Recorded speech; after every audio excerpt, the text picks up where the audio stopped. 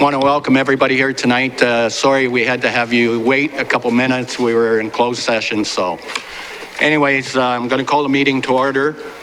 Is there any conflict of interest tonight amongst council members? Seeing none, I need a closed meeting report from our clerk, please. Thank you, Mr. Mayor. Earlier this evening, council by motion moved into closed session as it is permitted to do under Section 239 of the Municipal Act. As a result of that closed session earlier this evening, I can report the following. Number one, the minutes of the December 9th, 2019 closed personnel committee meeting minutes were adopted as presented, and council also gave direction with respect to a related personnel matter. Secondly, council received an update concerning a proposed disposition of municipal property. And third, council deliberated and gave direction concerning a committee or board member matter. And that's the extent of my closed meeting report. Thank you, Rob. I need the adoption of the published agenda. Councillor Vanendal, did you want to make a? I have an item. Yeah. Go ahead. Yes, I'd like, someone in the audience who'd like to address council. I'd like to move that that they be heard. Okay, and like the time? Under presentation. Under presentations after Urca. For a 5-minute limit. Yeah. Thank you. Okay, I need approval from council on. Sorry, Mr. Mayor. Just a couple points on the, on the addition to the adoption of the published agenda for the public presentation. When that arrives, it should be a 2/3 vote to add a delegation that wasn't part of the original published agenda. Okay. And then I do have an item to add with council's permission this evening under adoption of published agenda. Do you want to do that first? Just wish to add to 11.2.3 under correspondence. A letter received this evening from Councillor Bondi advising council of her resignation as a board member on EOK Energy. I would like to add that for council's consideration under correspondence for receive and support. Thank you, Rob. So for the second presentation there, we're going to need 2/3 of the vote to allow Lonnie from Hometown to speak. So if I can ask for a vote. So through you, Mr. Mayor, if council could adopt the published agenda, and then for public presentations, would be looking for a council resolution at that point. Yeah. So I need a mover. Deputy Mayor Malash, seconder, Councillor Verbeek. All in favor? It's carried. Thank you. Item 5.1, that the minutes of the regular council meeting held December 2nd, 2019 be adopted as circulated. Need a mover, please. Councillor Bowman and Councillor Guerin. Any questions on this one here? All in favor? It's carried. Thank you. Under item 6, presentations, during the adoption of the published agenda, Councillor Vanderdolen expressed a wish to add as a presentation this evening. Be looking for a council resolution to that effect. I need a mover on that, please. There's a mover, a seconder. Deputy Mayor Malash, all in favor? It's carried. So second one's carried for. Through you, Mr. Mayor, is it council's wish that that's the first presentation this evening, or we have the Essex Region Conservation Authority? We'll deal with, it's okay with the Essex Region Conservation for the first one. For the first one? Yep. So through you, Mr. Mayor, we have here this evening Mr. Kevin Money, Director of Conservation Services, and Chris Ives, Curator from the John R. Park Homestead Center. They're here this evening for a presentation for council, including a request for financial support to assist with the construction of the Heritage Center.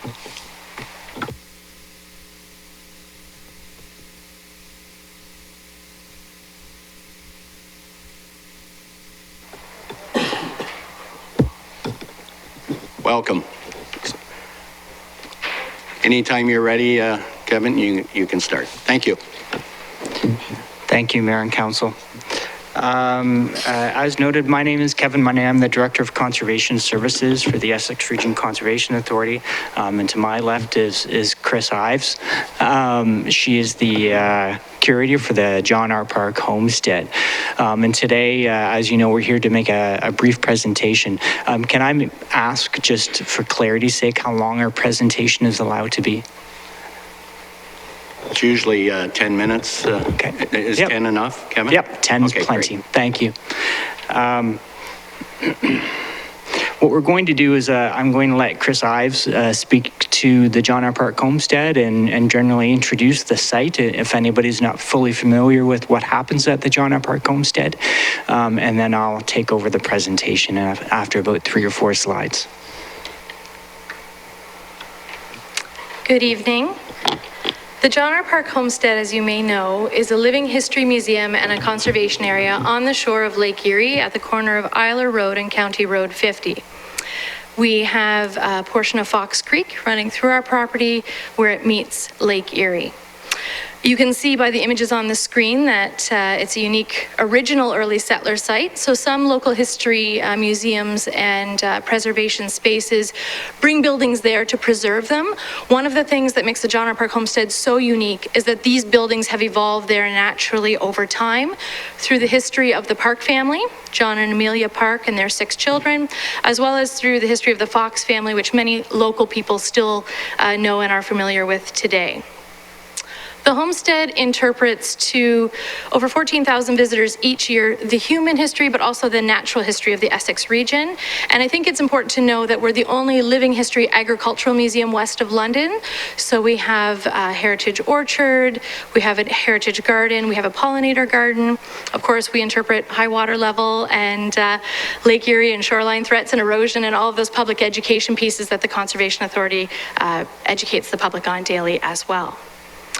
We have 4,000 visitors over the course of 30 days at our maple syrup season, so many of you either may have been during that time or certainly know that that's a busy time for the John R. Park Homestead. And it's nice because it's a time that that area isn't traditionally very busy, and we encourage families to get outside.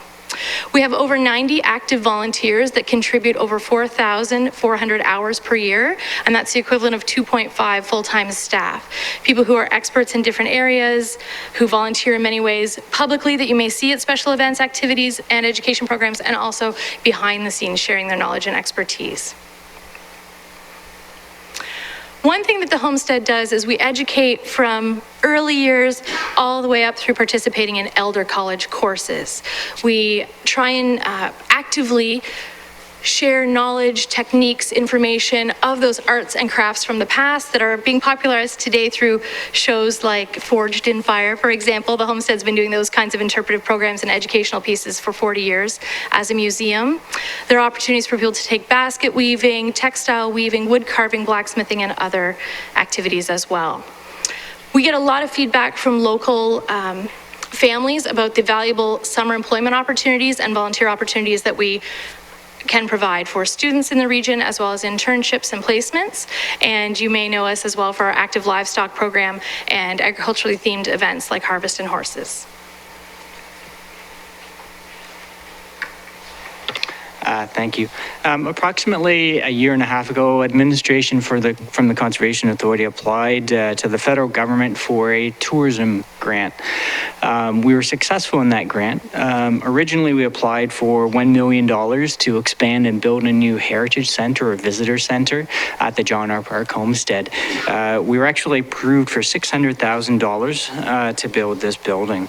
Some of the components of the building and part of our original application included wanting to keep the original context of the site there and maintain the heritage structure and nature of the new building so that it integrated well within the new building, using environmentally sustainable materials and design, which is what IRCA is all about. And we wanted to be fully accessible. Right now, our existing visitor center is not accessible. It's an existing designated heritage building.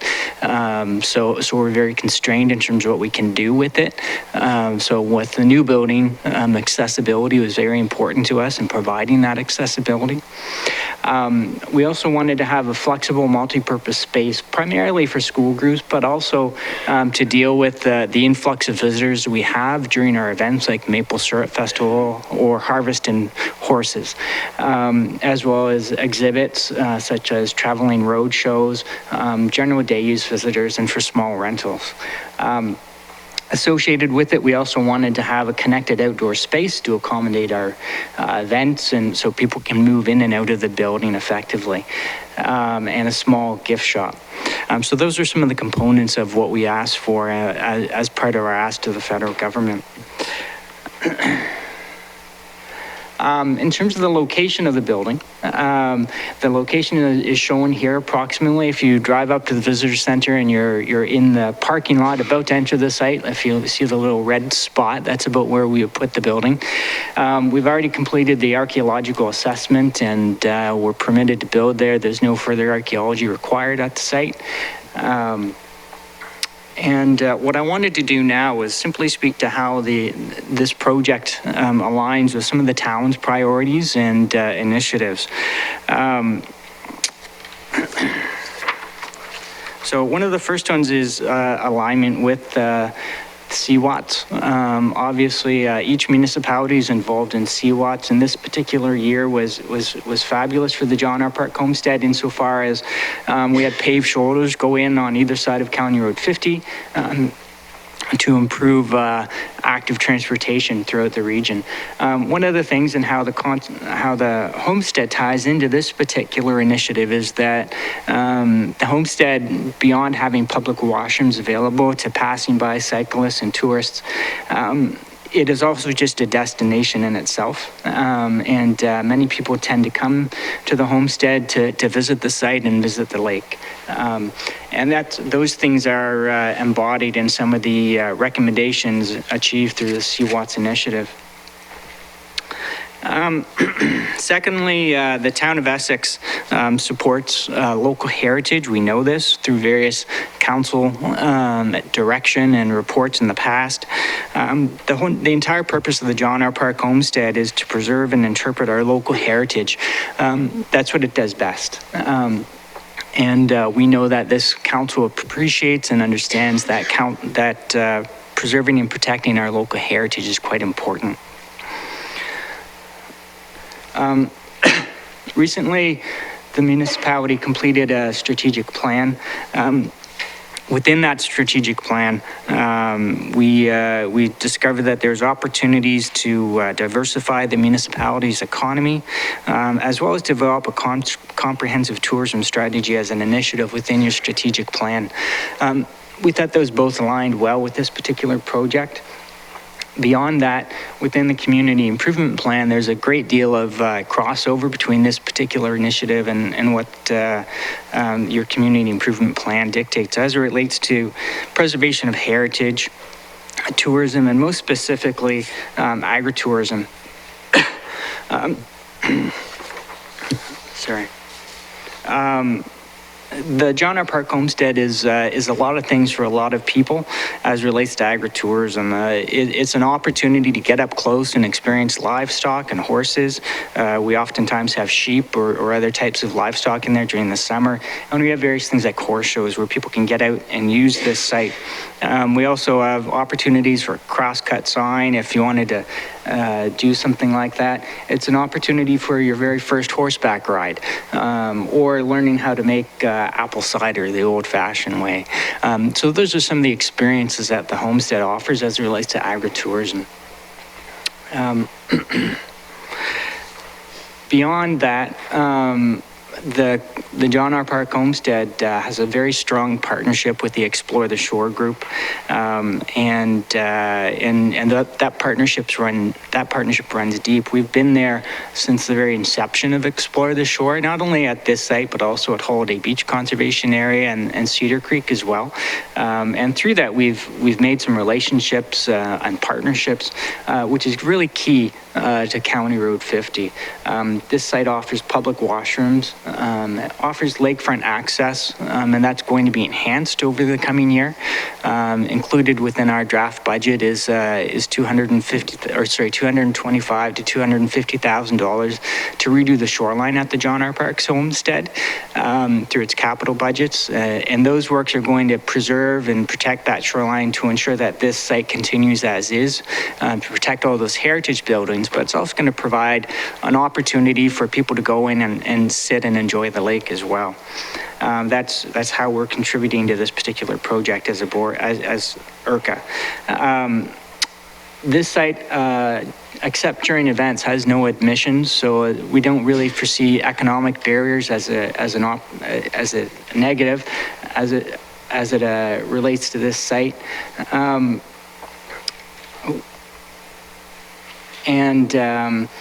Oftentimes we develop and work in partnership with a lot of the other local businesses within this region. In the past, we used to hold locavore lunches, which was simply showing off what the entire region has to offer in terms of various culinary experiences. And beyond all the cycling and businesses in the region, we also have a lot of great staff there. So with all those things in mind, what we wanted to do was ask this council for $100,000 towards the enhanced construction of this particular building. The specific focus associated with this $100,000 is to build what we call a tourism hub. The primary purpose of this fund is to enhance the experience at the John R. Park Homestead, and we want to continue doing that.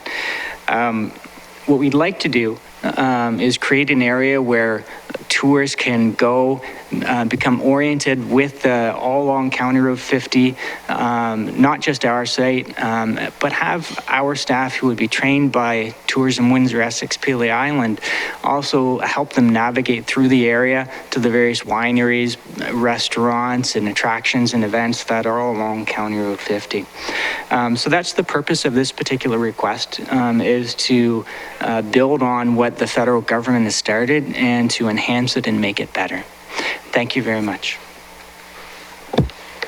Thank you, Kevin, and thank you, Chris, for the presentation. And I'm going to open up the floor to council. Any questions from council here tonight? Councillor Bjorkman. Thank you. Through you, Mr. Mayor. Thank you, Kevin and Chris, for coming and presenting to us.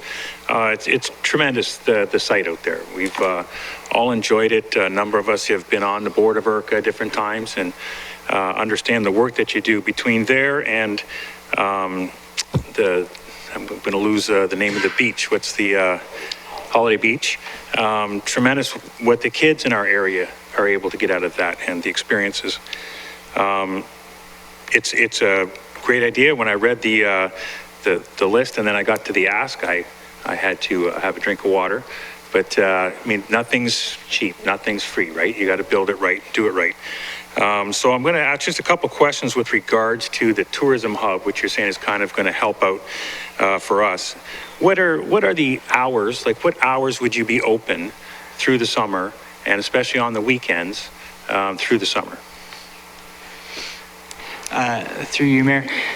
Right now, what we're looking at doing is enhancing the hours. We typically are open during the tourism season, but what we would need to do is extend that to be 7 days a week instead of where we are right now, and then extend those hours a bit further. Like right now, I think we close probably a little bit early, so we need to make sure that we capture the evening hours and that's exactly what we'd be doing with TWEPI, is working with them to determine exactly what those peak hours are, and making sure that we have the building staffed during that time frame to make sure that we capture that.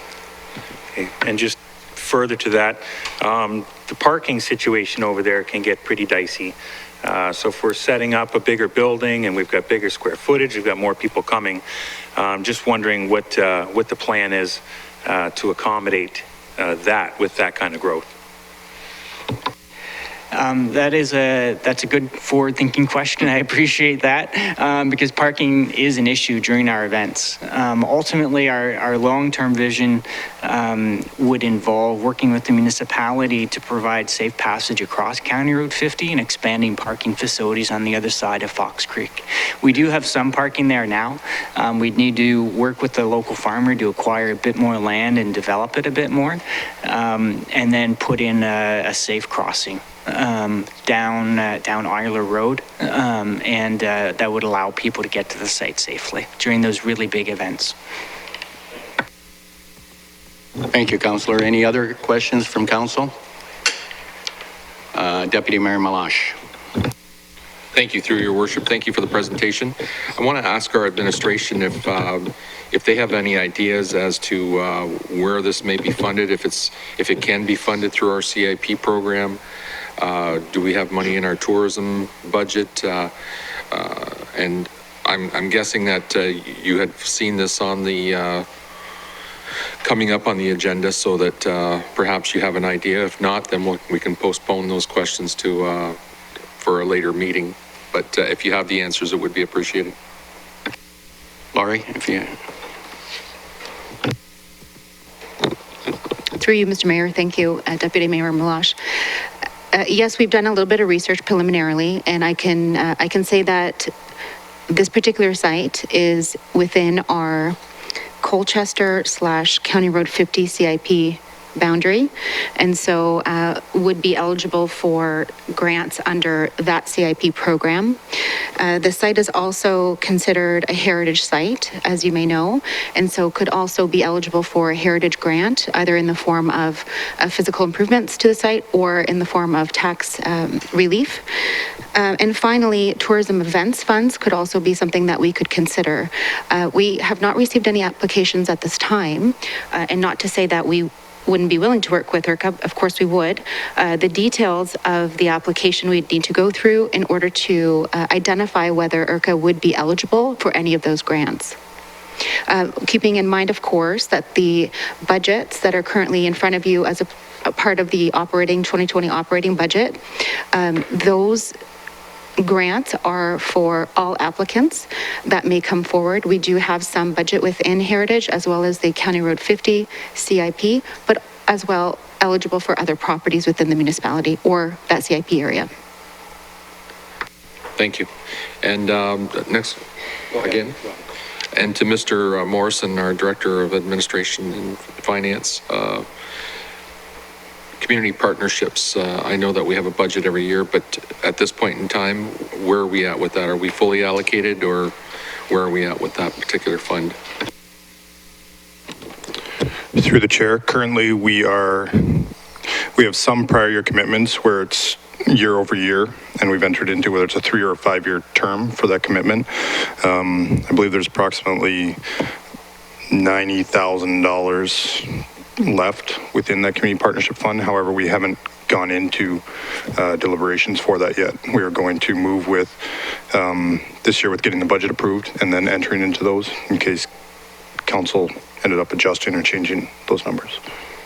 So there's approximately $90,000. Last year, the total ask was approximately $240,000. Okay, thank you. So what I'm hearing then is that there's potential for some grant money.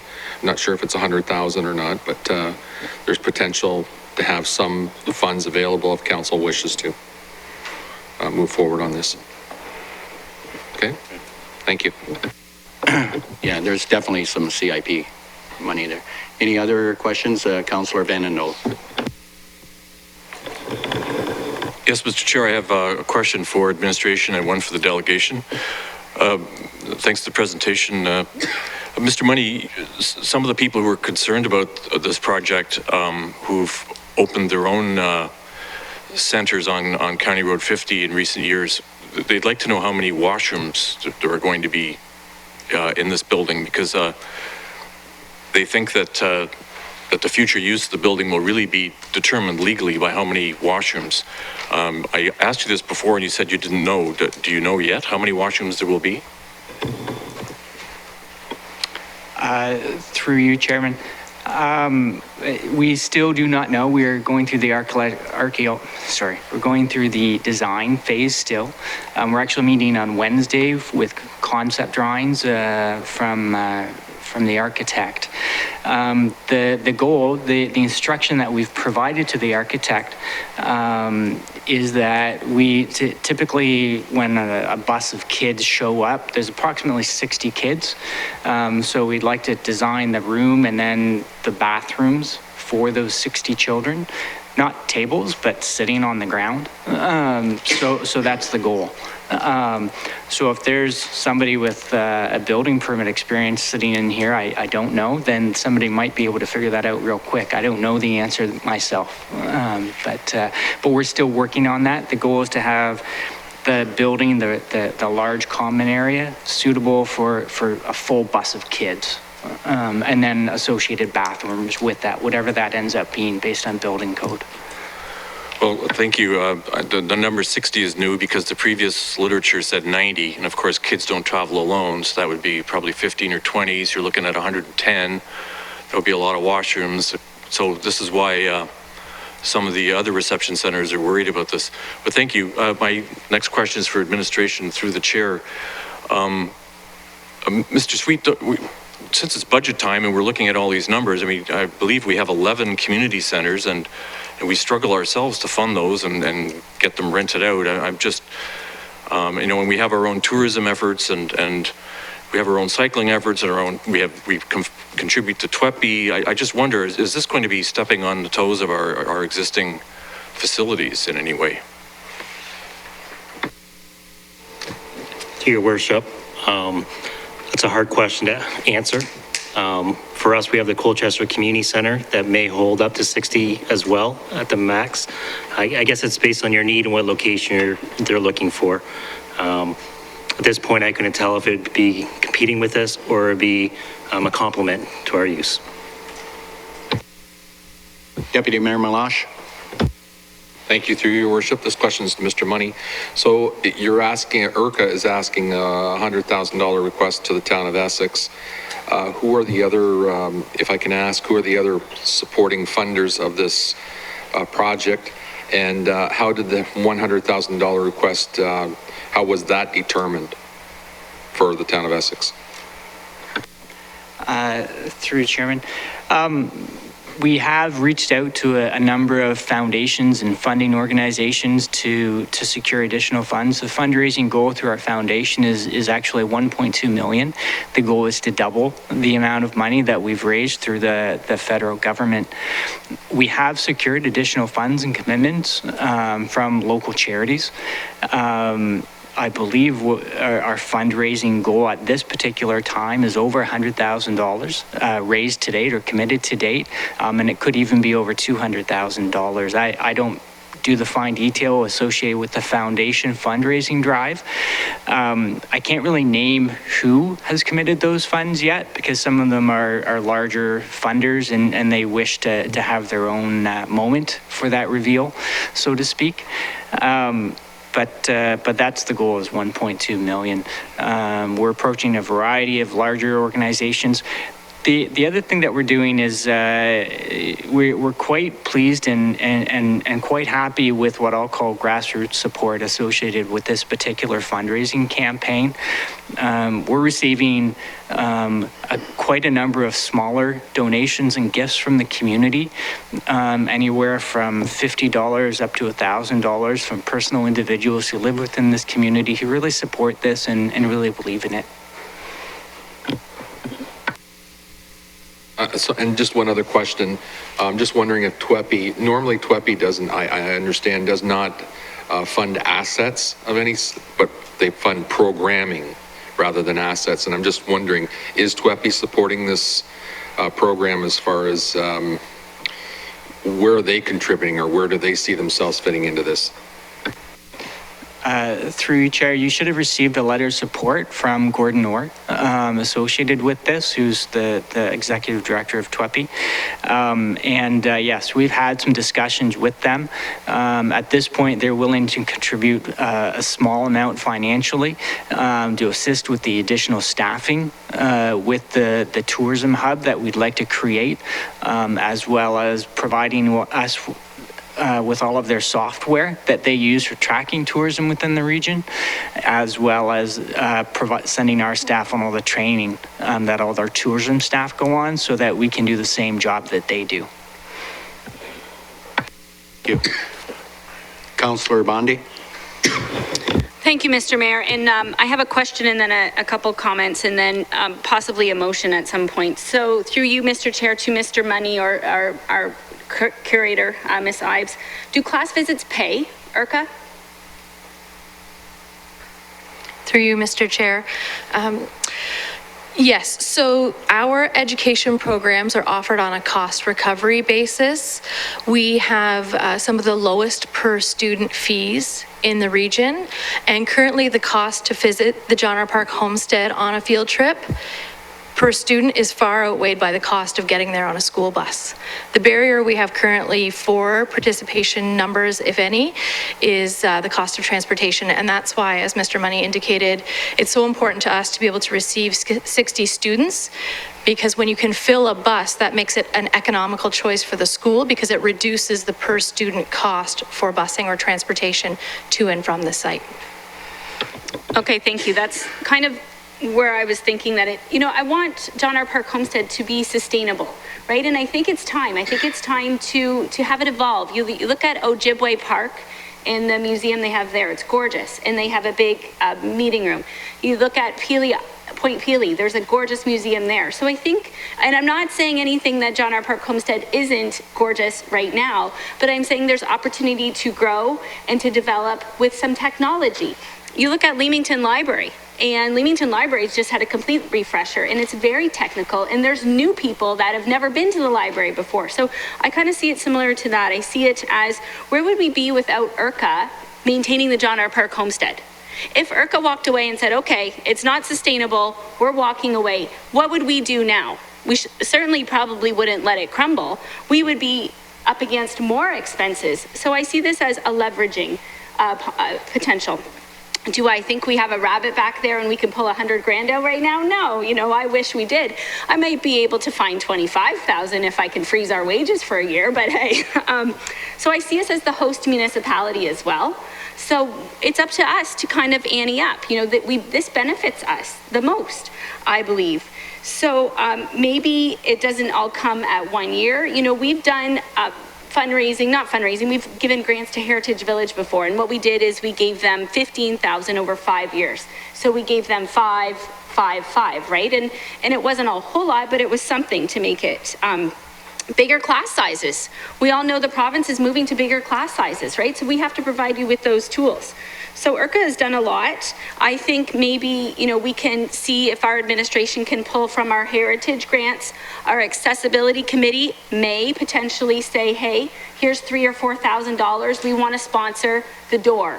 Let's look at if there's any. I don't know if in 2019, if council used all their contingency funds. I don't believe we did. So maybe that's something we can roll in and maybe we can start from there. So when the time is right, I would like to see us give direction to administration to come back with possible fundraising initiatives that we can make this happen. And maybe we can't do the whole 100,000, but maybe we can do our share. Thank you. Thank you, Councillor. I have a couple questions. Kevin, have you got a total number of this project, what it's going to cost? Through you, Chair. As noted, our fundraising campaign is 1.2 million, and ultimately, we'll simply have to scale back the size of the building or pieces of the building, like the hub that was before you today, based on how much money we're actually able to receive and obtain. So the size of the building is going to be based on what you raise, on how successful we are. Okay, and the second question is this. We know it's going to be a tourist attraction. Have you approached any surrounding municipalities? Have you approached Kingsville? Have you approached Amherstburg? I'm quite sure they use the facility too. Have you approached any other municipality for funding? Chairman, no, we have not approached them yet. The John R. Park Homestead resides within the town of Essex, so we thought we'd start here. I understand that, Kevin, but it is used by other municipalities right in the area. Yeah. So wouldn't it be wise even to go and do this presentation in front of, for example, Kingsville, for example, Amherstburg? You never know. You might get some funding there because it is used by surrounding, I know it is, by surrounding municipalities. Yeah. Through Chairman, yes, I agree. And yes, we can absolutely make this presentation and make this ask of them as well. And my only concern with the project is this, and we've mentioned it here tonight, is parking. You said there's parking would be on the north side of the road. Where is that parking at? I don't have a map with me, but we do have parking on the north side of Fox Creek. We have a small parking lot there. And then during our major events, we actually make arrangements for people to park off-site and we bus them to the facility. Okay, great. Okay, thank you. Councillor Van den Donk. Mr. Chair, since this is budget season and this request is like 0.7%, would be a 0.7% tax increase if we granted it, can we refer this to budget? Yes, we could, but there was, we were looking at the tourism grant, was it? Which grant were we looking at? Heritage Yeah, and County Road 50 And we can tie it CIP. all together anyways. Yeah, during budget. Yep. Okay, thank you. We'll look at it at budget. Okay. And I need a motion to receive the presentation, please. Okay. But she's going to make a motion. Go ahead. Thank you, Mr. Mayor. I move that we receive the presentation and look at different funding mechanisms for debate in our budget. And we do have a budget meeting January 13th, I believe. So Right. Stay tuned for that. And I also, on your way out, I do have a personal donation for you. So just to kickstart it. Thank you, Counselor. Any other questions? Okay. I need a seconder for Counselor Bjorkman. All in favor? It's carried. Thank you very much for the presentation. Thank you much. Thank you.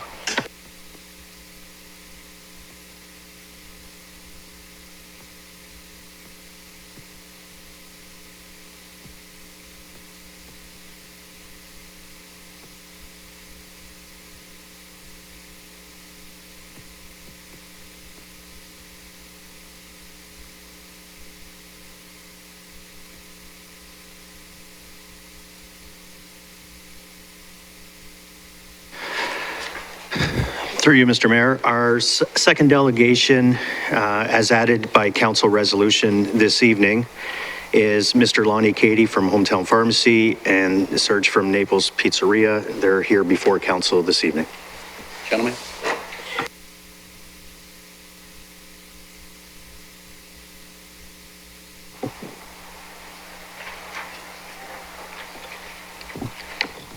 Thank you, gentlemen, for coming out, and anytime you can start your presentation. It's right on the side line. The purple, got it? Purple button?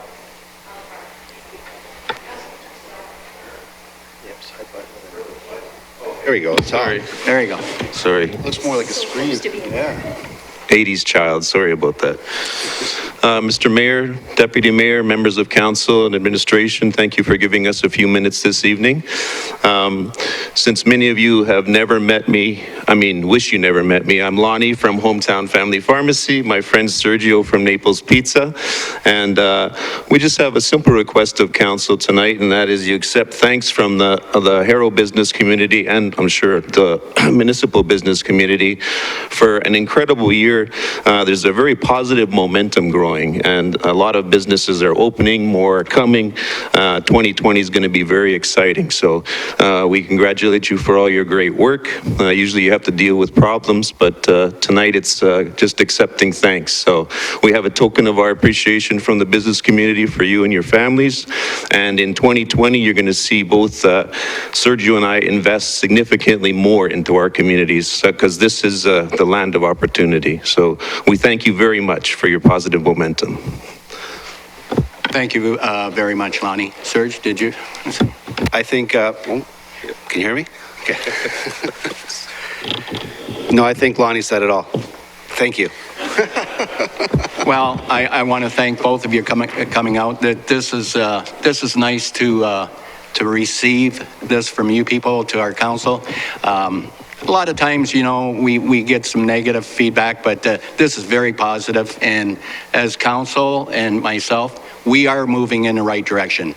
In both the north end and the south end, we have big developments happening. And yes, Lonnie, we are moving forward, and I think things look a lot better this year, and we have my term, another 3 years, and I put it out there 100%. We will, as council, move forward. So, thank you. Yep. Councillor Bjorkman. Sit down there. No, thank you very much for coming out and speaking to us. And it's important to note that it's a two-way street.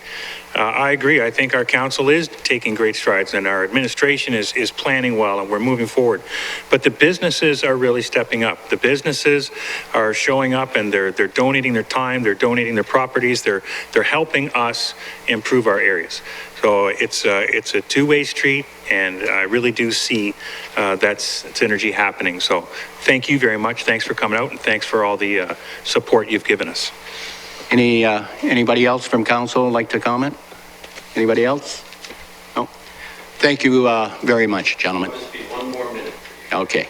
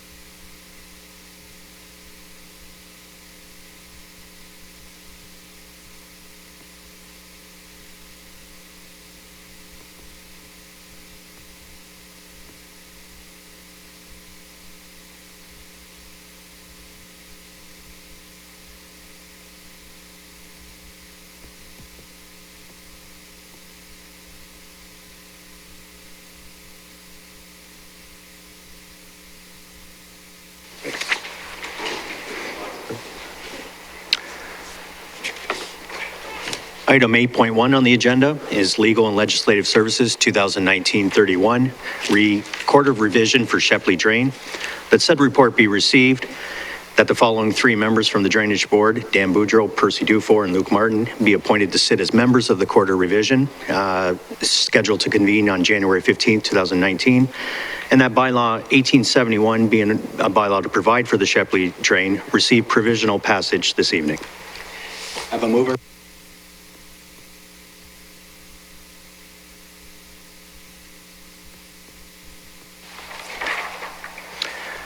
8.2 on the agenda this evening is Chief Administrative Officer, Chief Administrative Officer Chris Nepsey's verbal report on the 2020 Town of Essex proposed budget. Thank you, Your Worship.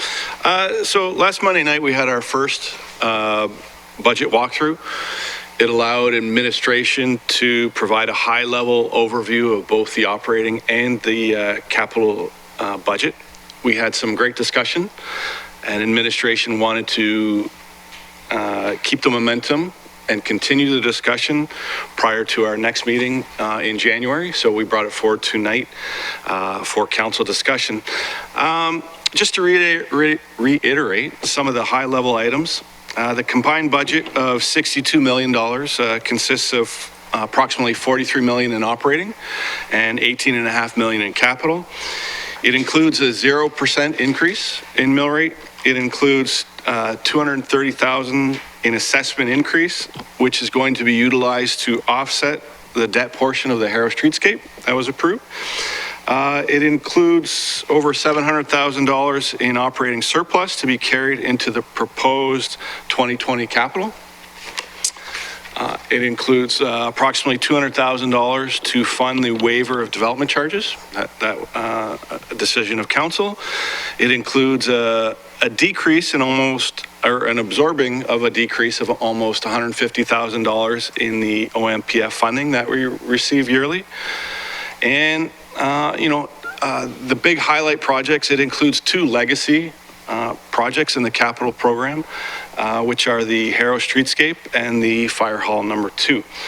So I just really wanted to give you a high-level summary, leave the discussion for council to continue to ask questions of administration. It's your budget, or it's council's budget, and we want to make sure that product and that understanding of that product is with you. So please continue to ask, and we're here to provide those answers for you. Thank you, Chris. Any questions on this? No. All in favor? It's carried. Oh, sorry, we don't have a motion. Oh, was there a motion to receive it, please? Any questions? Receive it? Any questions on it? Yes. Go ahead, Councillor. Thank you, Mr. Mayor. I'm grateful for more exposure to the budget, and I've always been a fan of adopting our budgets in a timely manner and in an early manner. So I'm just wondering if there's any appetite for this council to look at pulling out our operating budget and approving it. So I don't think anything in there is really going to change. Now that I've fine-tooth combed it, I did see that there's council wages in there, and a possible increase, but from my understanding is that something that can be debated at a later time. It doesn't have to be debated tonight, but it does kind of give our staff a handle on things if they know before the 2020 what our operating budget is going to look like. Unless there's contentious items in there, I don't see why we would hold off until the January date. And I'm sure most of you heard my thoughts on how this budget could potentially increase council wages. I'm not saying I'm exactly opposed to the council wages, but I think it needs public and transparent dialogue. And I've been on council now for a length of time, so I've seen that when we do approve wages, we usually approve it as outgoing council for the new council. So I was kind of taken aback that this is something that's coming along. I do know that we, for 8 years, had 1/3 of our income tax free. So actually now that we're fully taxed, we're taking home less money, but I don't really see that as an issue to increase wages, because I look at it as for the past 8 years, we didn't have pay tax on 1/3 of our income, which was still our income. And most people working out there pay tax on all of their income. So it was a break that we got for so long, and we're lucky to get away with it for as long as we could. But overall, a good forecast, and now we have to deal with IRCA somehow, so I don't know how we're going to do that. But I'm just wanted to throw it out there if there's any appetite for looking at the operating. Yes, through you, Mr. Chair. The reason we're not approving it this week is that some of us asked last year that we have longer than 1 week to consider this, because last week we got the budget and within a couple of hours we were asked to move it, and I in particular was taken aback by this, and I thought it was far too little time to approve a $61 million budget, and I still think so. We've only had this in our hand for a week. A week isn't enough time to consider spending $61 million and all the, the thousands of ramifications, and we're in no rush to approve this tonight, at least I'm not. And as for the wage increase, you left a few things out, Councillor Bondi. Council, I looked this up while I was still running for this position last year, and this municipality's representatives have not had an increase in 16 years. And in fact, with the loss of the final, most municipalities got a big chunk tax-free, which was wrong. That was the wrong thing to do. And it's slowly been removed over the past 10 years. And in fact, our wages have been going down. So we actually make less take-home now than we did 16 years ago. And what we take home is very, very small. And this proposed increase is tiny. As the provincial consultant reminded us back in the spring, essentially, we work for so little money that essentially we work for free. He told us that twice. So I think we should leave that for debate for when it comes up. Thank you. Thank you, Councillor. Councillor Bowman. I agree with the fact that we should wait until our discussions in January. Just on the issue with the wage and the removal of the 1/3 portion that was there before, that was to compensate for not being able to write any of your expenses off against the job, which you can in most jobs. If whatever your costs of doing that job can be a tax write-off. Those aren't available to council, and that 1/3 was basically there to do that. The present government has saw fit to remove that from us, and most councils have increased the salary to offset that. So whatever the numbers are, as long as we come out neutral, that's okay. But I think that's a process that needs to still follow through. Yeah, just 2 points of clarification there. So to Councillor Vanderdolen, what Councillor Bondi is requesting is to move the operating budget, which is the 43 million portion of the budget, not the entire budget, just so we're all clear that that's what we're looking at. And I do believe that we have already been compensated in our wages for the loss of the non-taxable third. Is that correct?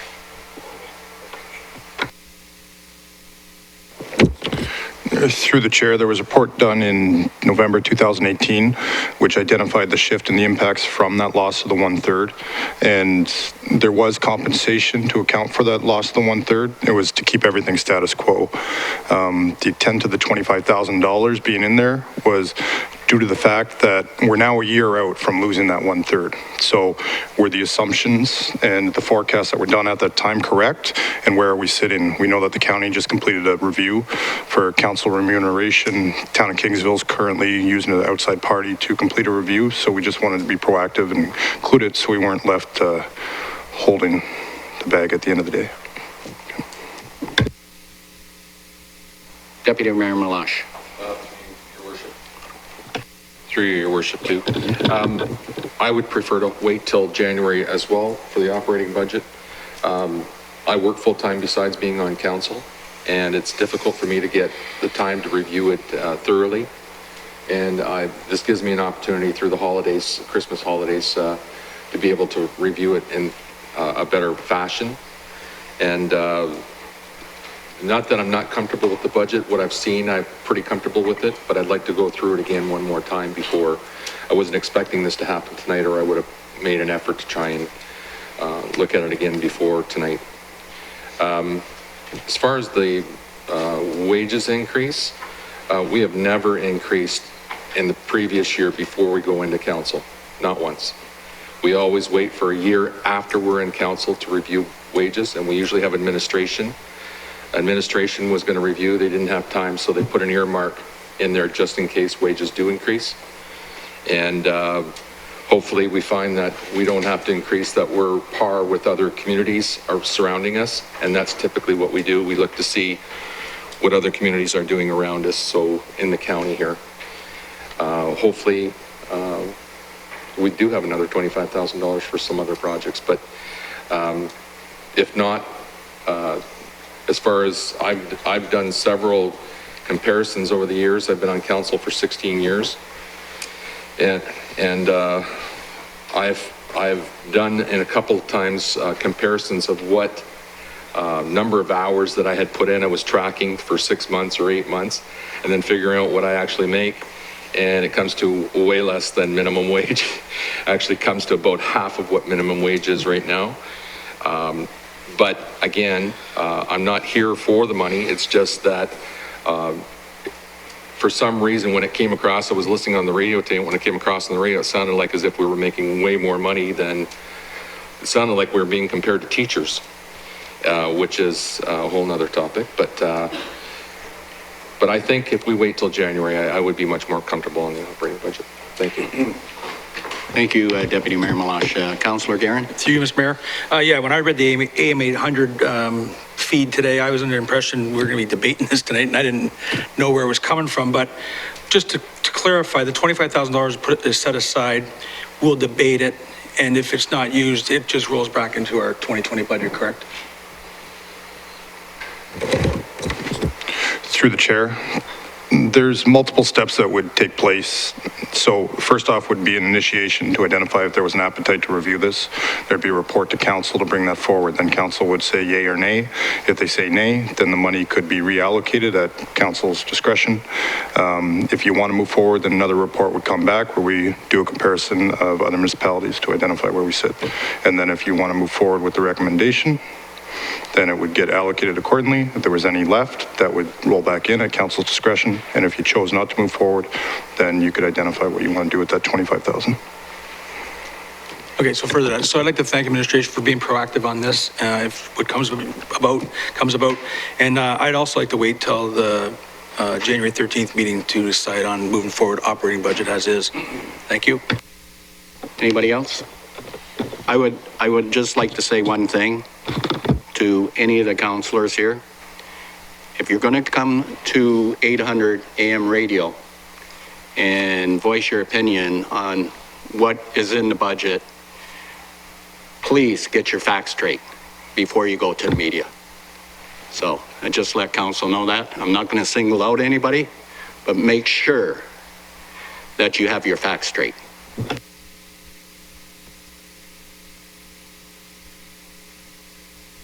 Yeah, I need a motion to receive the report, please. Councillor Bowman, Councillor Guerin, all in favor? It's carried. 8.3, Mr. Chair. 8.3 on the agenda is Drainage Report 2019-06, reappointment of an engineer to prepare a report to replace an existing access culvert over the South Town Line drain for receipt, and that council appoint the engineering firm of Root Engineering to develop said report. Have a mover, please. Councillor Van Dolen, and a seconder, please. Deputy Mayor Malash, all in favor? It's carried. Thank you. 8.4 is Planning Report 2019-58, re 2019 Community Improvement Plan Annual Update. And through you, Mr. Mayor, before council gives consideration to move in with the noted recommendations, I believe our Director of Development Services, Lori Chadwick, would like the opportunity to speak to this report. Thank you. Lori. Thank you, Mr. Mayor.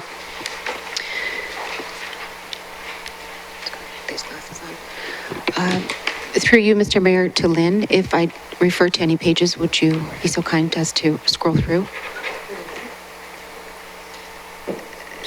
The report? Yep. The report was just up? Yep.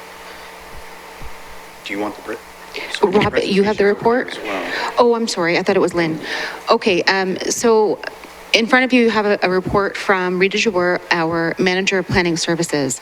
I'm going to go through two parts to the report. The report includes not only an annual update or a review of the applications that we've received for the year 2019, but also some proposed updates and changes to the CIP programs themselves.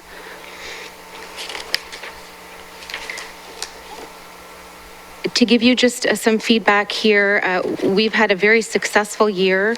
Our planning division has worked very hard at, alongside our economic development officer, at marketing the programs. The 3 community improvement programs being Essex Centre, Harrow Centre, as well as a combination of Colchester and County Road 50. The three CIP programs have been quite useful for many applicants in the program, or rather the project areas.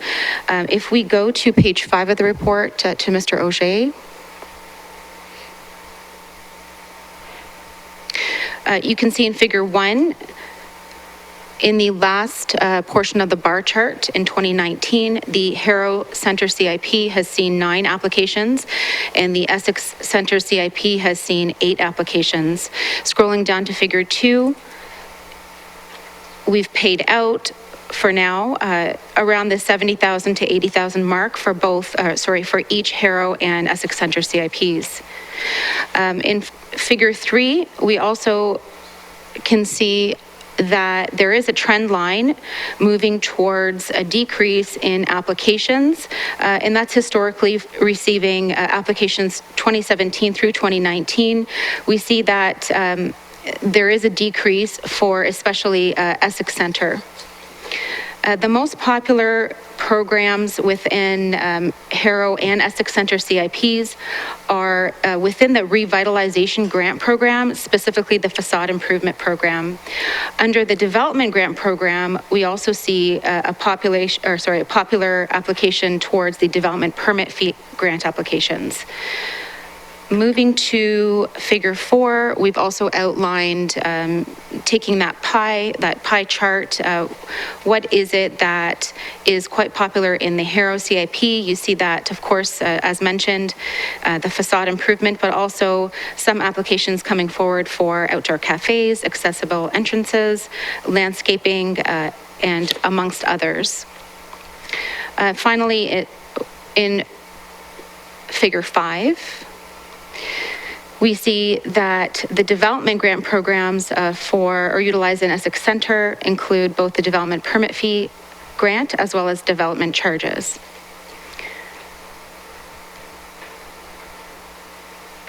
Moving to figure 6, revitalization grant programs utilized in Essex Centre. You'll also see that division as well, applicants taking advantage of the facade grants. So quite a lot of statistics out there for you to see within this report. In the Colchester and County Road 50 CIP, which is fairly new, so let's just go back quickly. You don't need to scroll back, but rather to go back quickly, the Essex CIP was implemented in Essex CIP was implemented in 2014, and the Harrow CIP was implemented in 2012. The Colchester and County Road CIP is fairly new, having just been introduced to the town of Essex in 2018. So moving to the Colchester and County Road 50 CIP, we also see some stats in figure 7, figure 8 that show an increase, so a trend line where we see an increase in applications, although the dollars spent are not as much. In 2018, we have received an increase. And because the grant is fairly new as well, getting the word out there and marketing that program within the project area down in Colchester is on our radar. Flipping through to page 12, 13, you'll also see a summary of some of our most notable projects in 2019. And then for the next half of the presentation, or rather Ms. Chabour's report, we are proposing some changes and improvements to all 3 CIP programs, which I will summarize for you right now. We are seeking clarification in some definitions. We are seeking specifically an addition to the following definitions: alley, combined use building, dwelling, highway, and public parking area. We're seeking a clarification, or rather elimination, of the following definitions, being new affordable residential rental unit, I will get to in just a moment.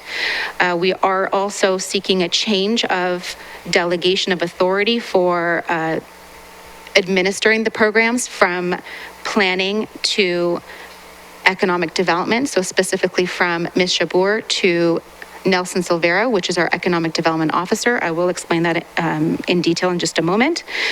We are also seeking that some fine-tuning of the development permit fee grant to make sure that whoever is taking advantage of that grant is doing so in combination with the development agreement. So we just want to make sure that's in place. We would like to also have council consider eliminating the employment qualifier for the tax increment grant. We're seeking elimination of the Parks Levy grant that has not historically been taken advantage of for some reasons, which I will explain as well. Improvements into the facade grant, as well as improvements to a clarification of the conversion grant component of the CIP. And finally, we're also seeking an amendment to the time frame for our Essex and Harrow Center CIP programs. As indicated earlier, the Essex Center CIP is actually coming up for its 10-year expiration date. So each CIP has a 10-year expiration date. In 2028, Colchester CIP will expire, so we're not touching Colchester CIP, but we are requesting that council consider the Harrow and Essex Center CIPs to end at the end of 2021. So for the next 2 years to have lots of marketing, throwing out as much as we can about these programs, to knock on doors if we need to, for any remaining properties within Essex Center and Harrow Center, to ensure that the word is out. We want these applicants to make use of these programs, and we want everyone to know that time is ticking. The reason being, as Mr. Morrison has indicated, is that we propose to use the funding from those CIPs towards the Essex and streetscaping programs. I can go through detail by detail on, what the changes are. I think what I'd like to do is just to highlight one of the biggest changes being that the removal, two biggest changes, the removal of the employment generation as a qualifier of the tax increment grant. That is located on the bottom of page 17. So at this time, in order to qualify the tax increment grant, applicants must demonstrate that there's a net increase in employment opportunities for any development. And so what we're proposing is that we remove that as a qualifier, but still maintain that the increase in a minimum of $500,000 in assessed value still be that qualifier for the tax increment grant. One of our other major changes, which I think is quite progressive in our development services department, is to remove the affordability requirement in our CIP programs, or the grants rather. It's important for us to identify or to provide for opportunities for mixed use in the form of rental, in the form of additional types of units. However, at this particular time, there is a qualifier for affordability, and at times it can be difficult to qualify that. So we're proposing that we take out the affordability requirement, and that if the applicant is coming forward to convert a vacant structure into a dwelling, it doesn't necessarily need to be an affordable dwelling. It can be just a rental unit, for example. So some great changes. Oh, finally, one other important change to highlight is that we're also requesting council to consider an expansion of the Essex Center CIP area just slightly to the southeast. Thank you, Rob. Page 17. So right now, the project area stops at Gosfield Avenue. We're proposing that the project area expand to the limits of the town of Kingsville along Talbot Street. And I'd be happy to answer any questions if council has any.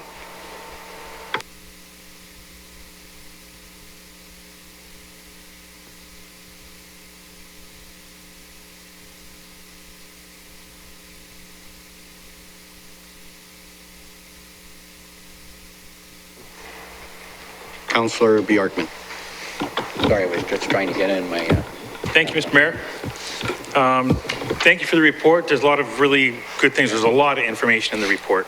A couple of the things that I really like, I do like the idea of ending, showing that CIPs are going to end in 2021. It's not unlike when we were talking about development fees.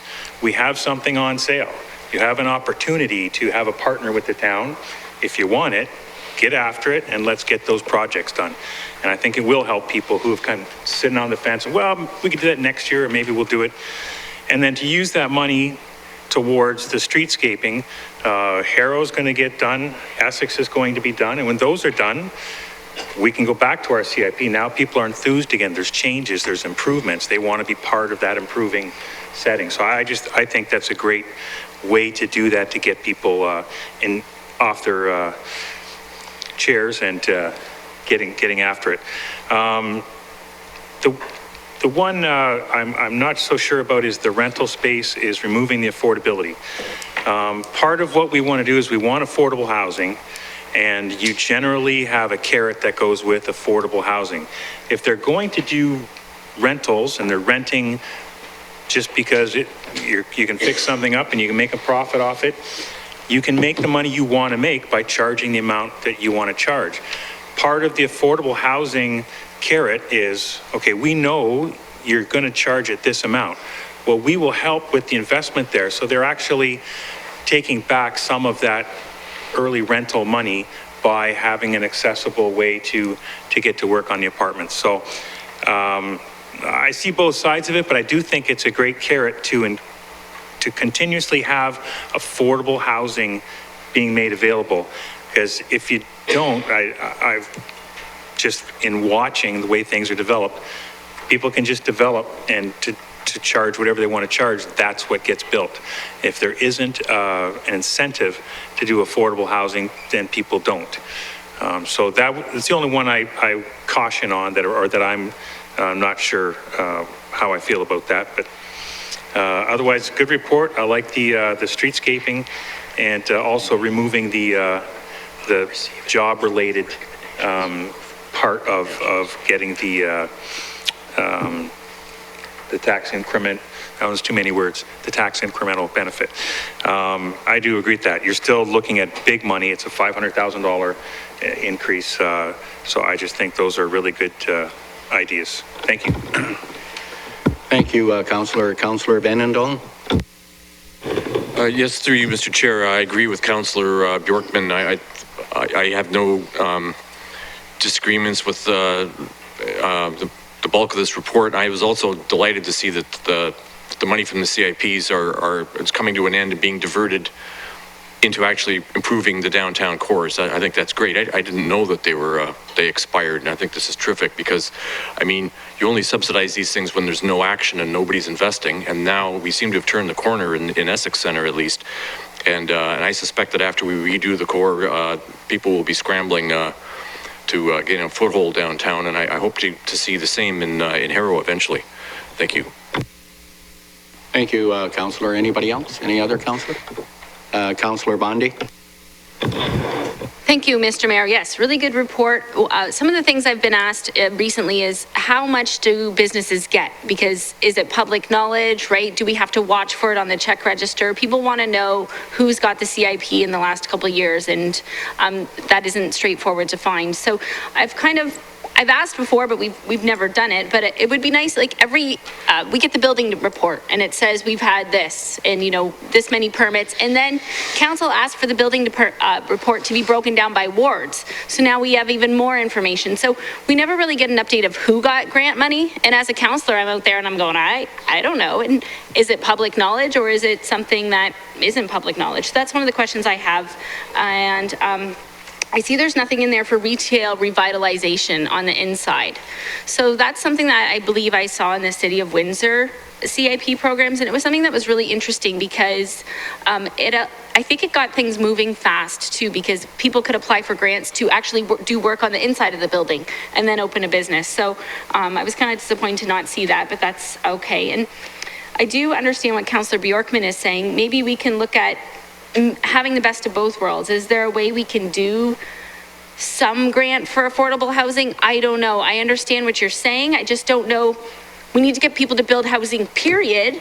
We especially need to get people to build affordable housing, but I don't think our carrots are big enough, right? Like it's tough out there to build something. And then when we're telling you have to make it affordable, I think it's even tougher. People are going, well, why would I? Like, why would I? So I don't know. I don't think the carrots are big enough for that. And another thing that I saw, when we are now including a provision recommending complete demolitions, proposals must now be accompanied by an executive development agreement. I personally don't think I agree with that, because there are a couple buildings and there could be another school in some ward somewhere. There could be another school that, you know what? I just want to get it down. Let's get it down. There's a couple properties in Essex Center where if the developers or if the owners took them down, that's a good start, because then the land is really valuable. Then they can flip the land. If we're tying it to a development agreement, we might sit on that Bennigan's building longer or whatever. Like, but if we give them a demolition grant, maybe they'll demo it and then sell it, because oftentimes land is worth more than the building. So that's one that I go, oh, can we have a little interpretation there? So those are just my comments. Thank you, Councillor. Anybody else? So I need a motion to receive Lori's report and to recommend the recommendation. So I need a mover, Councillor Vandendolen and Councillor Verbeek. All in favor? It's carried. Thank you. Thank you, Lori. Yep, go ahead. Mr. Mayor, there are actually 4 recommendations. Yeah. They moved with the recommendation. We moved with the recommendations, yes.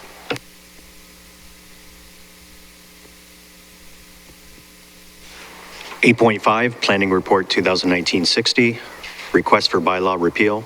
That said report be received, that council support administration's report that bylaws 430 and 1449 are now redundant site plan control bylaws for the properties located at 186 to 190 Talbot Street South, and that bylaw 1873 accordingly being a bylaw to repeal 430 and 1449, receive 3 readings and be finally passed this evening.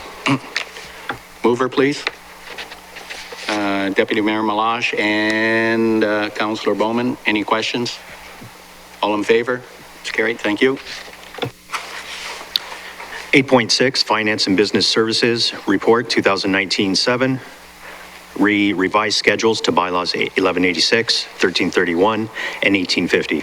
For receipt, and that the following 3 schedules be revised effective January 1st, 2020. Schedule C to bylaw number 1186, Schedule A to bylaw 1331, and Schedule B-1 and B-2 to bylaw 1850. Mover, please, on this one. Need a mover. Councillor Verbeek and Councillor Vandendolen. Any questions on these? All in favor? It's carried. Thank you. 8.7 Planning 2019-61, Site Plan Control Approval at 337 Mainstone Avenue East. That said report be received, and that bylaw 1874 regarding site plan approval for the development of a bus repair facility at 337 Mainstone Avenue East be ready first, second, and third time and be finally passed this evening. Moved by Councillor Bjorkman and Councillor Vandendolen. Any questions? All in favor? It's carried. Thank you.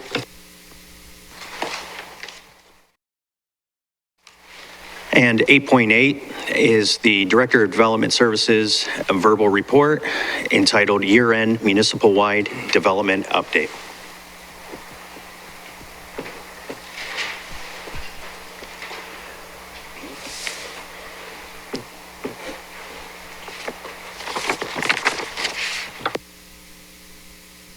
Anytime you're ready, Lori.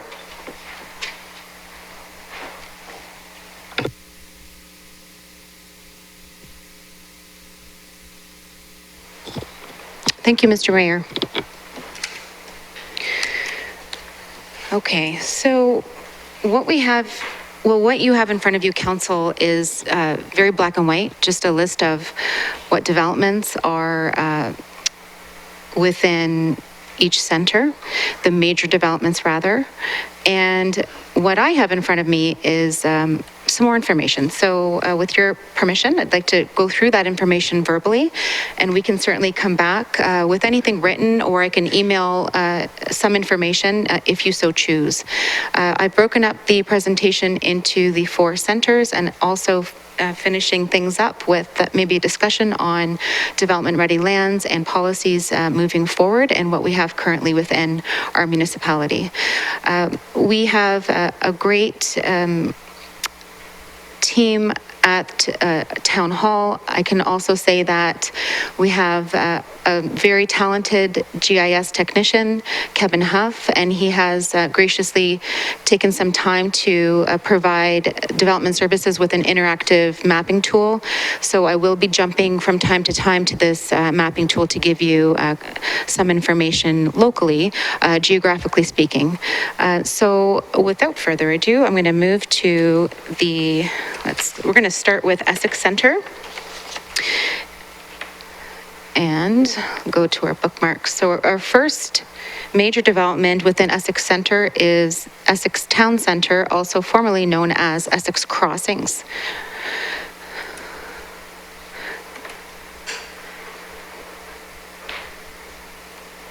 So we have here an old draft plan. What we also have here is a plan of subdivision by blocks. Where's our zoom tool?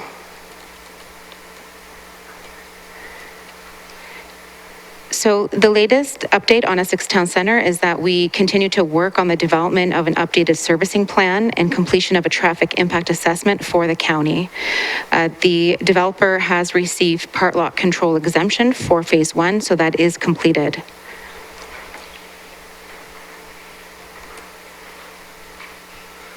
Next, we're going to jump to Townsview subdivision in the town of Essex. You can also see the aerial as well to help give you some perspective on where the property is. Essex Town Center, as you can see here, is mainly singles, actually all singles. So it is near full build out, and we are currently awaiting confirmation that all the required works are completed in order to assume the balance of the roads. We currently do have an agreement with the developer to conduct winter control in 2019 and 2020. Townsview subdivision has a total of approximately 65 single units. And again, almost full build out. Jumping to Weston Apartments, or what we know as Weston Apartments, in the center of Essex Center.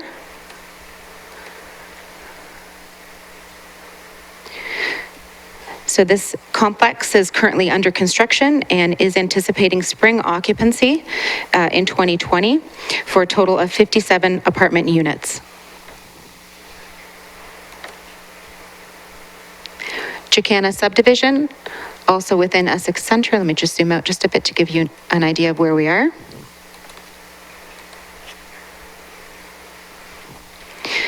Chicana subdivision, I can share with you that the gas lines have been installed and model homes are currently being constructed. There are a total of 62 units in this subdivision. Gianni Estates, which currently is in its very preliminary stages. So what you see here is a concept plan. Gianni Estates, preliminary subdivision plan and stormwater management plan are under review. The rezoning application, however, to permit multiple dwellings on a block within the future subdivision has been submitted. Gianni Estates has a total of 90 single dwelling units, as well as a multiple dwelling structure, yet to be determined in terms of number of units.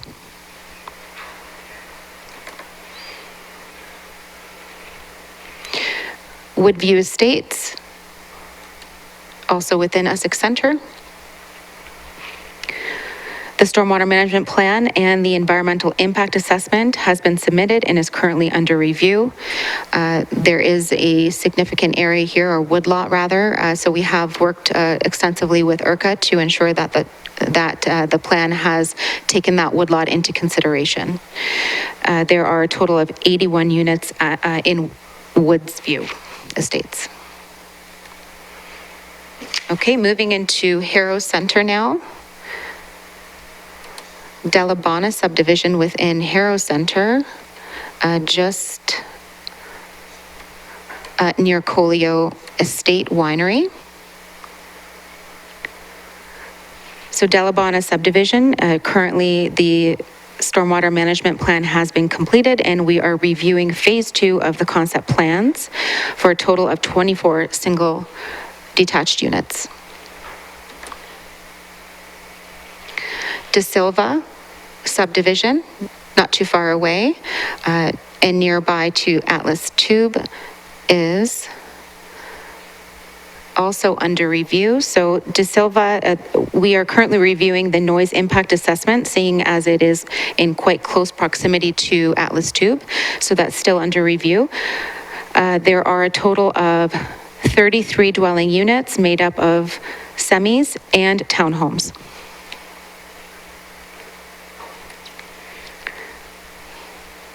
Sunset Gardens. Some of us may know this one as Grossi. Sunset Gardens is, let's see, we're at,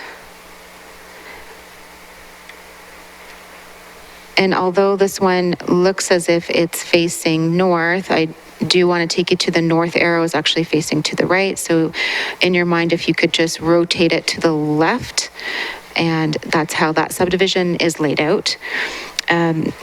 Archaeological impact assessment is required as per the county, and so that is currently underway, as well as an updating of the stormwater management plan that's currently being undertaken. Sunset Gardens has a total of 62 units.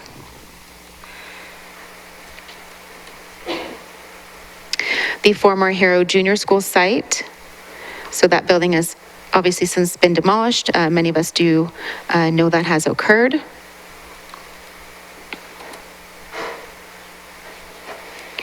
Four semi-detached structures for a total of 8 dwelling units are currently under construction where that hand is.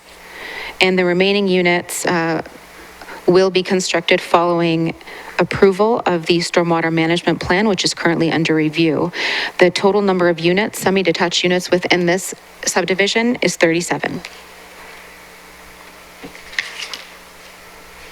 Moving to McGregor. Masaccio Drive is an extension of an existing subdivision. We haven't heard much about this particular developer in quite some time. It is zoned and it is subdivided for 24 single detached dwellings. However, no indication of a start date.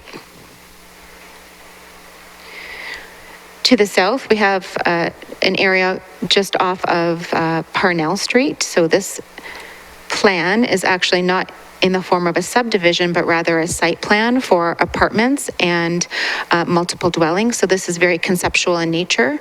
This is regarding multiple residential, as indicated.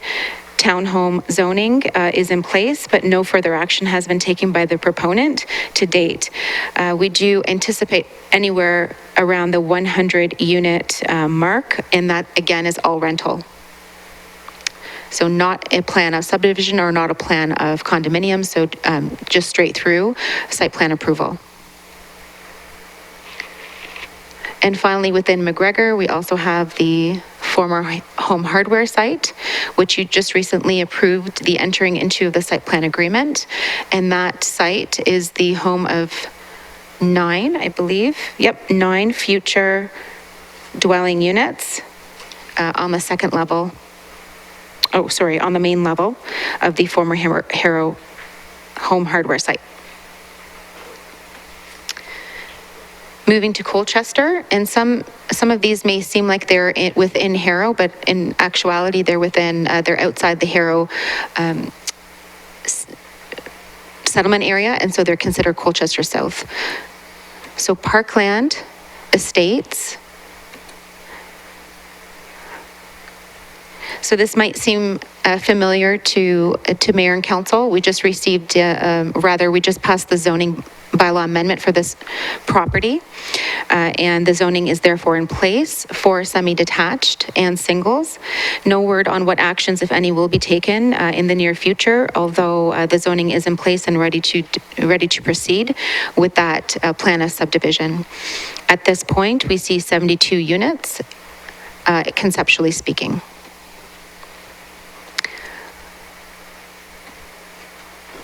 Levergood is a development in Colchester South, and that entails, I think, between 4 to 6 building lots. And so again, this is just, if you could just in your mind visually rotate to the left counterclockwise, and you'll see that Levergood is running north-south. So 4 to 6 building lots. A building permit has been issued for 1 dwelling so far, and a stormwater management plan is under review for the balance of the property. Liberato is the last one. Again, Liberato near Harrow settlement area within Colchester, and that is a total of 10 lots on the west side of Roseboro, which are expected to be, or rather, services are expected to be installed this spring. And so we may see building permits being issued for these properties in the very near future.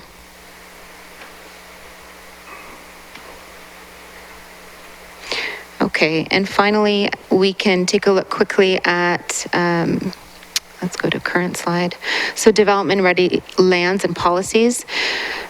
We're looking at some things currently with our zoning bylaw in terms of secondary dwelling units as well as tiny homes. So at this time, we have secondary dwelling units are permitted by right in singles, semis, and townhomes. However, they are not currently permitted by right in accessory buildings to residential, or rather accessory structures to residential buildings. So that would mean adding a second unit to a detached garage, for example. So we're investigating that, and we're hopefully going to be moving forward with an amendment to that, to our zoning bylaw for council's consideration in 2020.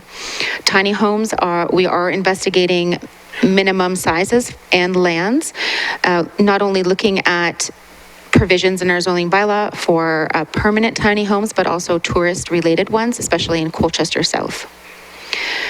We as an administration have been very progressive in pre-zoning residential lands within the municipality, and you've heard this evening several of those developments. Our planning division has a very progressive and forward-looking approach to pre-zoning those lands and making sure that they're readily available for a mix of residential, not just single-family R1, but rather single, semis, and multi-residential. So that is something that our planning division has proceeded with. We're also looking at pre-zoning options for Colchester secondary plan area and embarking on that in the next year or so. And then finally, 2 weeks ago, council requested that administration consider infill residential development and what can we do as administration to incentivize and to take a look at our inventory for infill residential. And thank you, Mr. Mayor and Council. If you have any questions, I'd be happy to answer those. Thank you, Laurie. That's a good presentation, and we're having the public aware of what we're doing and moving forward. There's a lot of great things happening. A lot of development. It's great. Questions from council? Councilor Guerin. Thank you, Mr. Mayor.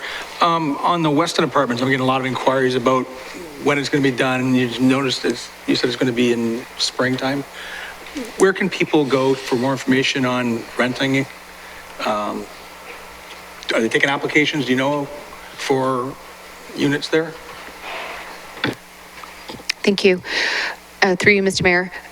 Councilor Guerin, I think that information, we can get in touch with the owner, the developer, the landlord. That's some information that I don't have at hand. I'd be happy to help anyone through the building department and get that get individuals in touch.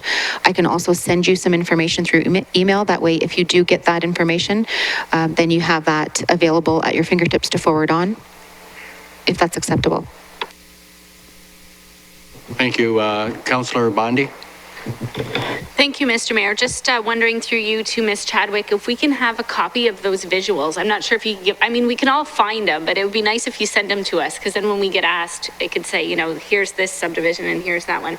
I really like investigating the tiny homes idea. I think they're brilliant and they're fun, and I want like 4 of them. And I really like the infilling. And just another question, secondary dwelling units, do they pay development fees?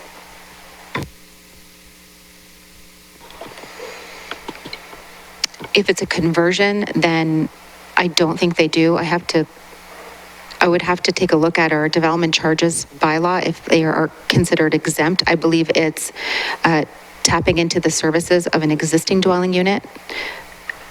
And if adding on, it would be calculated at that time. Thank you. Who was next? Councillor Verbeek was next.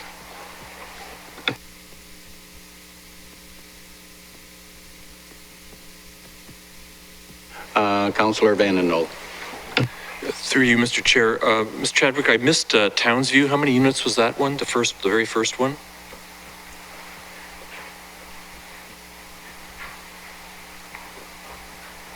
Through you, Mr. Mayor, a total of 66 units nearing full build out.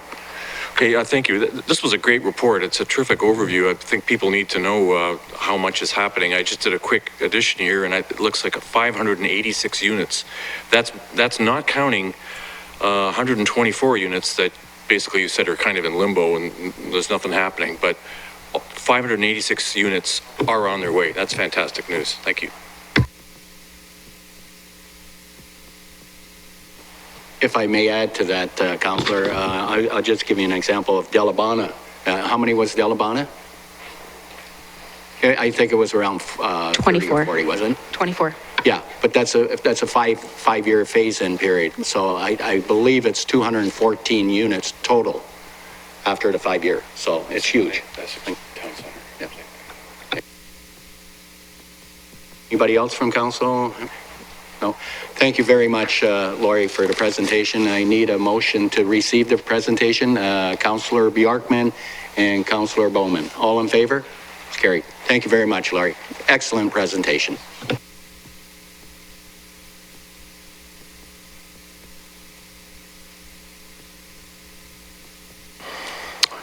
Item 9 on the agenda, any reports from our youth council members? Through the chair. Hi, everyone. Tonight, I would like to highlight 2 recent events in our community. First, I would like to talk about the McGregor Community Christmas Social. All the volunteers worked very hard, and this event, in my opinion, was a great success. I was in charge of the crafts for the kids, and everyone loved them. All the kids enjoyed making a snowman and an elf on like a little popsicle stick. It was an ornament. It was super cute. I'm not positive of the numbers on how many people attended the Christmas party, but I look forward to this event next year, and hopefully we can make it an annual event. Next, I'd like to summarize the Squires of Mary annual turkey dinner. This year we served 530 people a free Christmas dinner with turkey, stuffing, mashed potatoes, corn, and more. I spent my evening serving turkey, and every person there was so grateful for this dinner and so happy to have a warm Christmas meal in their community. I really enjoyed interacting with everyone, and we only got positive feedback. Thank you. Thank you, Councillor, and thank you for all the hard work you put into to your position there. It's very appreciated. Any questions from Council? Councillor Susi. Through you, Mr. Mayor, I would like to thank Councillor Verbeek for letting me plan and be a part of the McGregor Community Social last Saturday. It was an amazing time, good event. I think it went pretty well. Good, thank you. I heard it went very well. There was a large number. Councillor Verbeek, what was there? Over 100? My daughter counted at one point.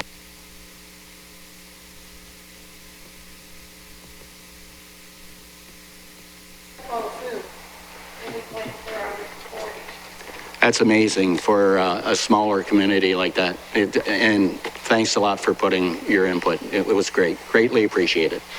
Thank you. Any other questions from council? No? Okay. Yeah, move to receipt. Councillor Bjorkman and Councillor Vandenol. All in favor? It's carried. Thank you. 11.1 on the agenda, correspondence to be received, that the correspondence listed in 11.1 be received and where indicated to further share with the community. Mover on the correspondence. Councillor Bowman and Councillor Bjorkman, any questions on any of them? All in favor? It's carried. Thank you. 11.2, correspondence to be considered for receipt and support. 11.2.1, that the correspondence from St. Paul's Anglican Church dated November 29th, requesting a designated accessible parking space to be installed at the entrance of the church on St. Paul Street, be received and forwarded to administration for review and report back. Need a motion to receive and report back to administration. Councillor Bowman and Councillor Bjorkman, any questions? All in favor? It's carried.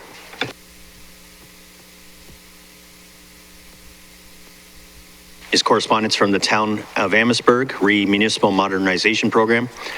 That said correspondence advising and that a resolution was passed directing administration to engage the services of a third-party consultant to undertake a municipal service delivery review, and directing that the Mayor of Amherstburg send correspondence to the regional mayors seeking participation in the shared services review in a future municipal modernization program be received or received and supported, and if council so chooses to support, that a letter of support be sent to Mayor DeCarlo. Okay, by Councillor Bjorkman, seconder, Councillor Bowman. All in favor? It's carried. Thank you. 11.2.3, as added to the agenda during adoption earlier this evening, is correspondence dated December 16, 2019, received from Councillor Bondi advising of her wish to resign from her position on the ELK Energy Board. Just a point of order, may I declare conflict? It wasn't on here, and I don't think I'm really in conflict, but I'm going to play it safe, so I'd like to declare conflict right now. That said correspondence and resignation be received or received and accepted, and if received and accepted, then further to direction provided by council in closed session this evening, that Councillor Vanderdolen be appointed to the ELK Energy Board. Councillor, I think it's a point of order that I have to declare a conflict at this point. I don't think he has to do that, does he? Yes, you do. Yes, I do. That's okay. And I believe the motion needs to be separated. I believe my resignation needs to be a standalone and the appointment needs to be a standalone. Because he would, and I would, yeah. Well, okay, good. We'll do them separate, so. So through you, Mr. Mayor, the first potential resolution is that said correspondence and resignation be received or received and accepted. I need a motion to receive and accept it. Councillor Bjorkman and Deputy Mayor Malash, all in favor? Okay, it's carried. We'll do the second. And the second proposed motion is that Councillor Vanderdolen be appointed to the ELK Energy Board as a board member. Councillor Bjorkman and seconder Councillor Bowman, all in favor? Okay, go ahead. Thank you, Mr. Mayor. Now I'm wearing a shareholder hat, so now I can speak a little more openly. And I think part of the problem with the management of ELK is that we have so many council members on the board that we don't have a shareholder voice. We really can't question. So I've been doing... Point of order, please. Go ahead. There's discussions about appointing, merits of appointing.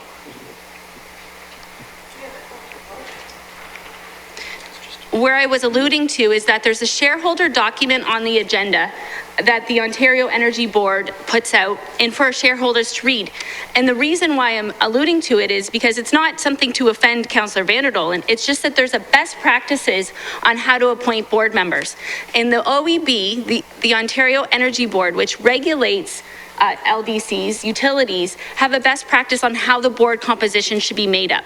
They want less councillors, less shareholders, and more independence.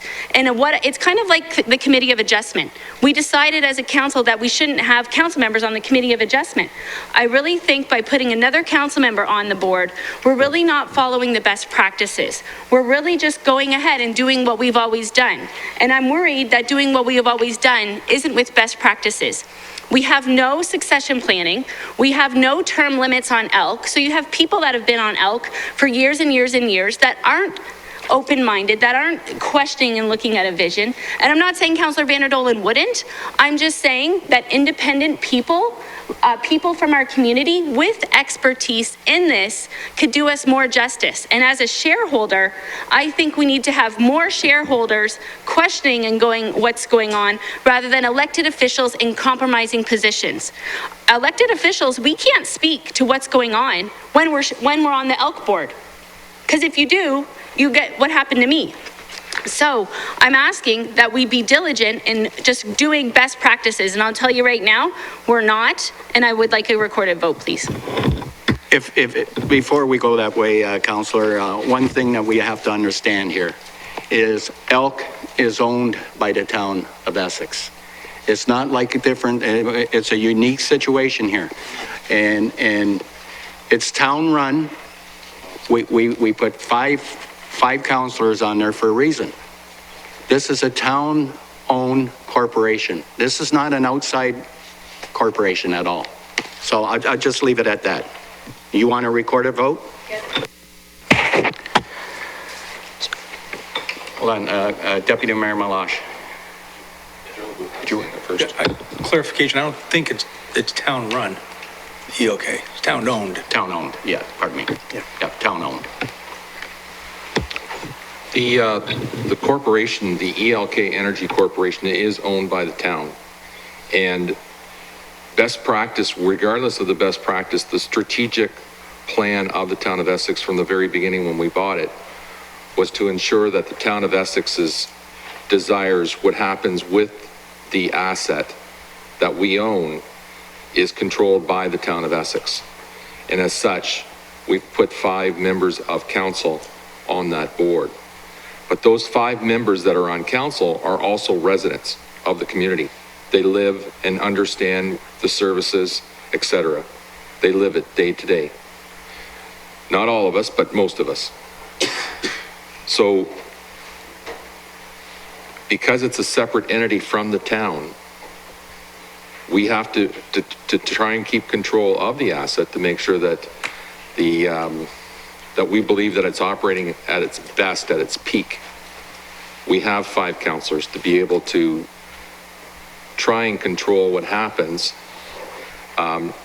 yet have 4 councillors from outside of council that have their opinions bringing forward from other various communities such as Kingsville and Lakeshore. So I do believe that this is a good way, strategically for the town of Essex, this is a good way. And just because there's a recommendation from the province of Ontario, they don't even set their own boards up based on their recommendations. So I don't see any issue with the way we currently have it set up. Anybody else? Recorded vote? Okay. Yeah, recorded vote. On the motion to appoint Councillor Vanderdolen to the board of ELK Energy, Inc., as moved by Councillor Bjorkman, seconded by Councillor Bowman. Councillor Bondi, how do you vote? Councillor Bowman. Councillor Vanderdolen has declared a conflict of interest. Councillor Bowman? Support. Mayor Snively? Support. Deputy Mayor Malash? Support. Councillor Guerin? Support. Councillor Verbeek? And Councillor Bjorkman? Support. With a recorded vote of 6 in favor and 1 opposed, the motion carries.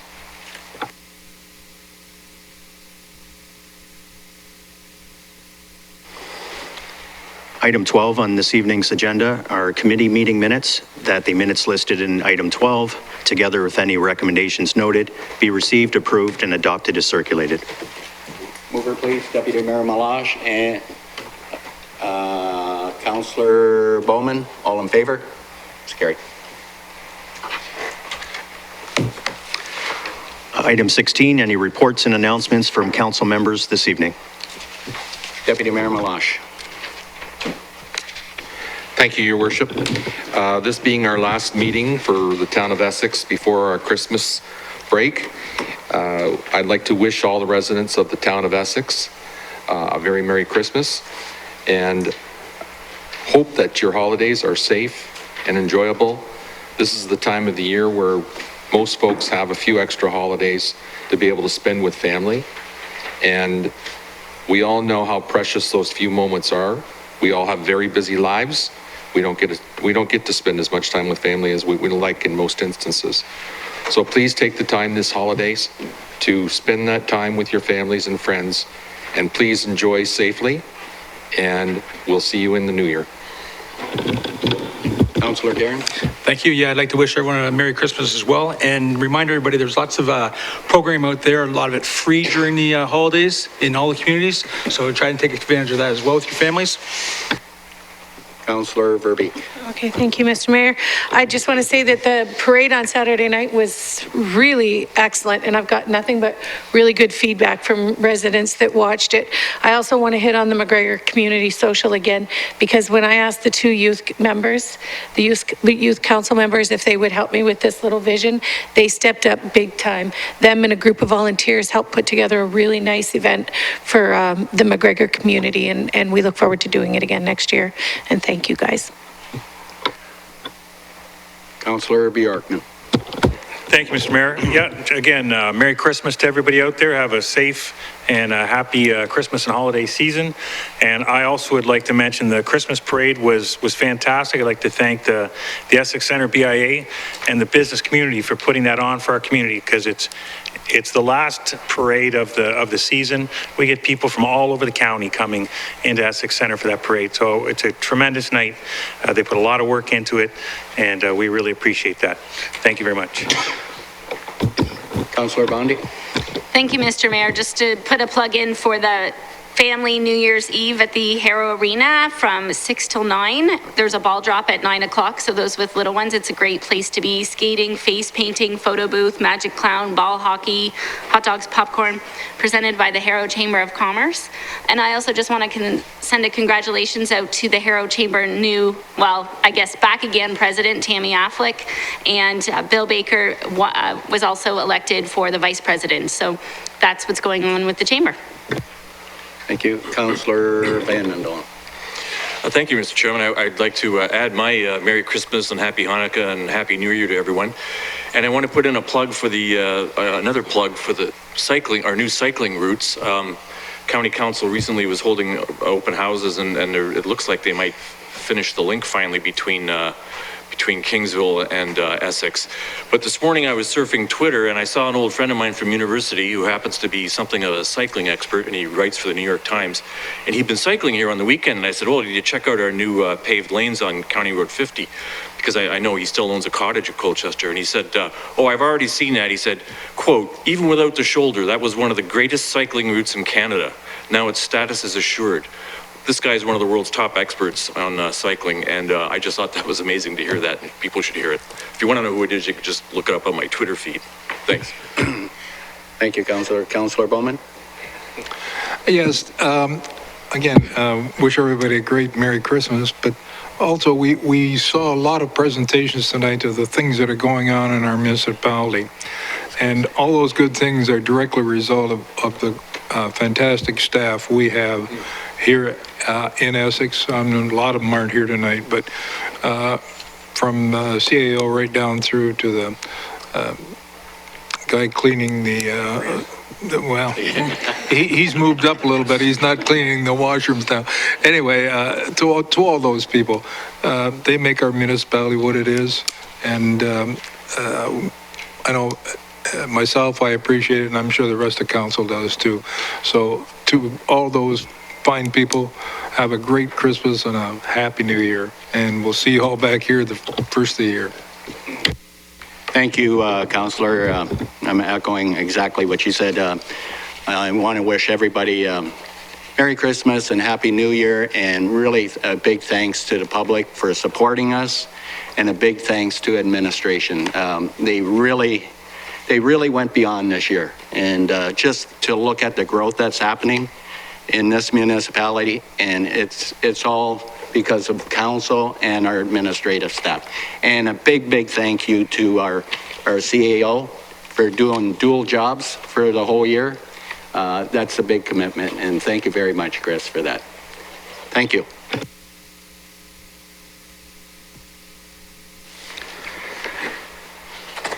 Item 17.1, bylaws for third and final reading. 1872, to confirm the proceedings from the December 2nd, 2019 regular council meeting. Over, please. Councillor Bowman and Deputy Mayor Melange. All in favor? Carried. 1859, being a bylaw to provide for the Thompson Drain for third reading. Mover, please. Councillor Verbeek and Councillor Guerin. All in favor? Carried. 1860, being a bylaw to provide for the Batten Drain, third reading as well. Mover, please. Councillor Vanendel and Councillor Bowman. All in favor? It's carried. And 1861, being a bylaw to provide for the Philip Ferris Drain, also for third reading. Mover, please. Councillor Bjorkman and Councillor Guerin. All in favor? It's carried. Thanks. And for two readings this evening, bylaw 1875, to confirm the proceedings of this December 16th regular council meeting. Mover, please. Councillor Bjorkman and Councillor Verbeek. All in favor? It's carried. Need a motion to adjourn. Councillor Vanden Dolen and Deputy Mayor Melange. All in favor? Thank you. And I want to thank the people coming out tonight. Thank you very much.